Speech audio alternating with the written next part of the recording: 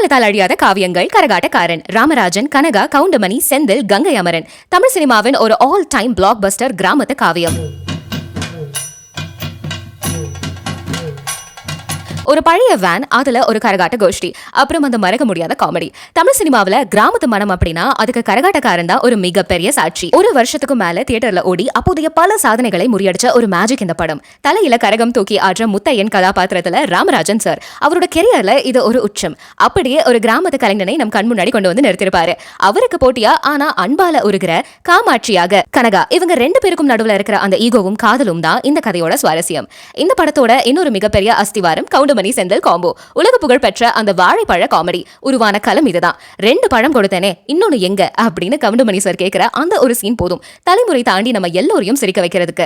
அந்த பழைய காரை வச்சு இவங்க பண்ற லொல்ல இன்னைக்கும் ஒரு ஸ்ட்ரெஸ் பஸ்டர். இசைஞானி இளையராஜா இந்த படத்துக்கு பாடல்களாலேயே ஒரு பெரிய கோட்டையை கட்டியிருப்பாரு. மாங்குயிலே பூங்குயிலே பாட்டு இன்னைக்கும் எல்லா ஊர் திருவிழாக்களையும் ஒழிச்சுக்கிட்டே இருக்கு. கங்கை அமரன் சார் ஒரு இயக்குனராக நாட்டுப்புற கலையை அவ்வளவு அழகா சொல்லியிருப்பாரு. கிராமத்து வாசத்தையும் கரகாட்ட கலையையும் தரமான காமெடியையும் ஒன்னா கலந்து கொடுத்த இந்த திரைப்படம் ஒரு அபூர்வமான படைப்பு. இந்த படத்துல உங்களுக்கு பிடித்த பாடல், காமெடி சீன் என்னன்னு காமெண்ட்ல சொல்லுங்க.